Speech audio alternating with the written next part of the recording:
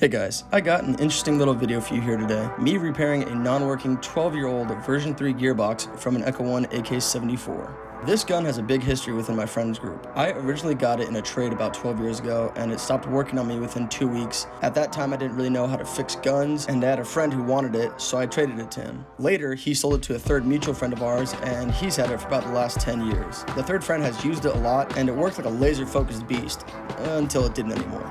Before we go any further in this video's topic, I want to ask anyone watching, if you have not already, please load up your primary gun with a nice fat high cap or mid cap if you operate harder than cold steel, and go ahead and shoot the fuck out of that subscribe button. I'm on my way to hitting this year's sub goals and moving towards my next year's goals soon. All of your help and support is very appreciated. Thank you guys. Now back to the dinosaur gun. Alright, so we started filming after I already had the gearbox out and opened up. We were about halfway through a 30 pack around midnight, so I was feeling a little froggy. Now let me tell you, the issue with this gun is that it just did not shoot. You can plug in a fresh battery and nothing. No trigger response, no sparks, no nothing. I had a hunch that it might have been the motor and likely one or two more issues, but the motor problem was in my head from the start. We can see here how utterly gunked up this gearbox was from years of wear and tear, dirt, and all that dried up grease buildup. That nasty ass thickness on there, boy. Ugh. I do have to say, overall the parts were in pretty great shape considering the use of this thing. The gears are still good and the piston wasn't too worn, especially considering being stock parts from an old Echo1 AK. Pretty wild. Maybe that says something about Echo1's AKs. Maybe this thing is from outer space. Who knows? Either way, pretty good condition, all things considered. My plan was to completely disassemble the gearbox, soak the parts in soapy water, wipe everything down with alcohol wipes, and scrub that thick gunk shit off. Then reassemble while replacing parts I think need replacing. So here, this confirmed my suspicion about the bad motor. This thing's pinion gear straight up fell off when I took it out of the motor cage. No bueno. First part in the list to replace. Luckily I have a spare. As we go further into the gearbox, you can see how dirty each part is. The grease and lube is so old, it looks like it came out of my grandfather's Korean War mechanic toolbox. Some of these shims look a little wonky to me, so that's another thing added onto the list.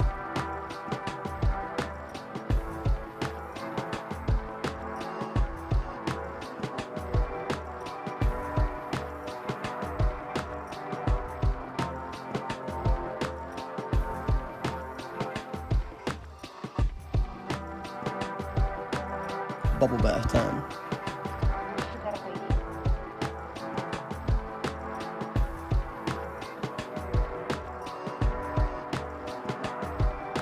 Dishwasher mode.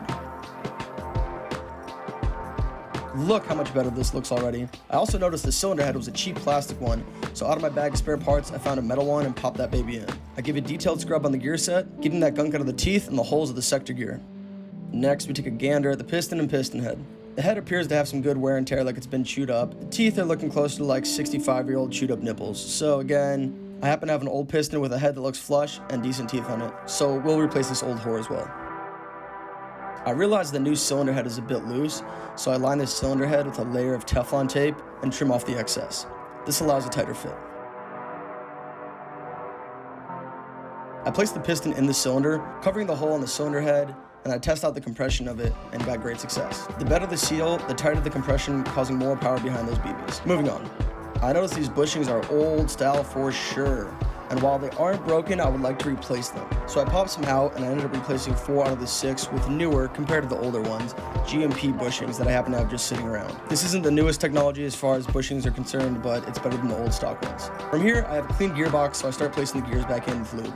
I noticed the spur gear is obviously an old style one with those little brass cylinder guides on it, so I look for replacement and find a more current style one with the guide support already attached on in one piece. She spins like a charm. I test her out with the sector gear and we're good to go. From here, I already have the trigger contact in place, so I put in the cylinder with the new head and the piston and the tappet plate back into place. From here, we move to put the trigger in with its latch and spring back into its place.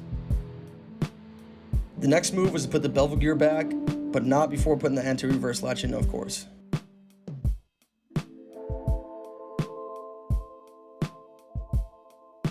So moving on, the next step would to be putting back in the spring with the spring guide, but I noticed the stock spring guide was a cheap plastic one. That wasn't going to fly for me, and I knew I had a spare metal one laying around, so I swapped that out. Here I wanted to show the difference besides the material. The metal one has a little bit of extra washers at the bottom of it, giving more tension to the spring, allowing it a little bit more oomph, or power if you will, behind that BB. So we put the spring in, place that metal spring guide in place, shove the goddamn thing into its hole.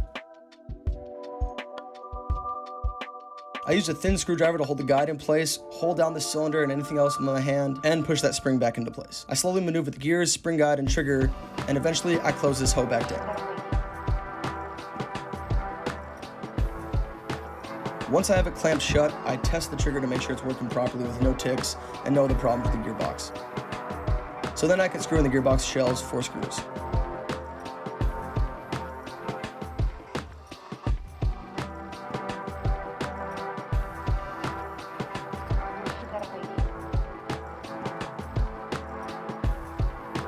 From here, I put back in the sector assembly parts, slide in the top clasp, and reattach the motor.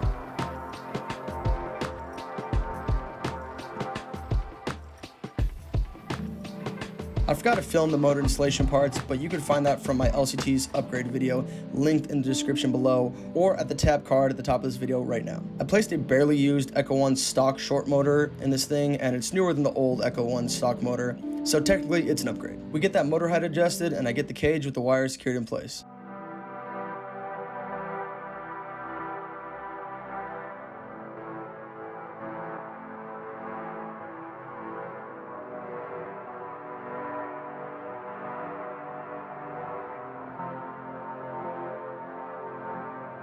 Again, I did not film this part because of beer, but we get the gun back together and it has its original Tamiya plugs, so I put a Dean's adapter on there and test fire it with an 11.1 LiPo battery.